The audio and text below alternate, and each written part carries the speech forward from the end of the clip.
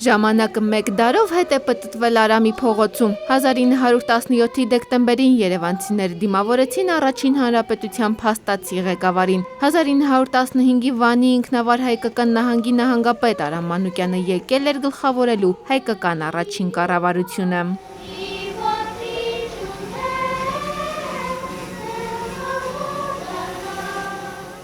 Այն ժամանակ Ցարսկայա փողոցի վրա գտնվող այս երկհարկանի տունը Արամ Մանուկյանին նվիրեց Ֆադայ Քալանթարյանը։ Այն կառուցվել էր 1910-ին Բորիս Մեհրաբյանի նախագծով։ Առաջին հանրապետության հիմնադիր վարչապետ Արամ Մանուկյանը կնոջ առաջին խորհրդարանի падգամավոր Կատարինա Չալյանի հետ այստեղ ապրեց 2 տարի, մինչև մահը։ Ավելի քան որևէ մեկը Արամ Մանուկյանն է խորհրդանշում անկախ պետականությունը։ Արամի տունն այսօր մեզ է հասել կիսավեր ու խարխուլ մշակույթի նախարարության թատերական ու պարային ֆլեշմոբը պատմամշակութային ժառանգության վրա հանրության ուշադրությունը հրավիրելու համար է։ Ոչ միայն օրենքով փորձենք պաշտպանել, այլ նաև հասարակական կարծիք եւ որոշակի տրամադրություններ ստեղծենք։ Արամ Մանուկյանի տունը ներառված է հին Երևան նախագծում, պահպանված է միայն շենքի ֆասադը։ Մասնավոր սեփականատերը երկար տարիներ խոստանում է այն վերականգնել ու պահպանել պատմական տեսքով։ Այս ակցիայով նախարարությունը, մշակութային ու հասարակական գործիչները հույս ունեն սայլը տեղից շարժել։ Կենթանի շենքը ավելի մեծ թանգարան է, քան թանգարան շենքը։ Կարևորը վերանորոգելն է եւ այն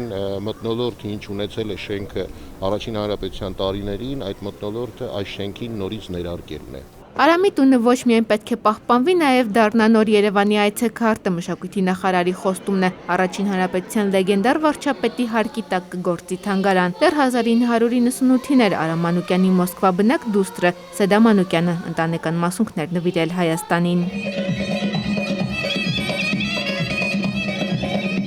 Անի Հակոբյան, Խաչատուր Եսայան, ժամը լրատվական։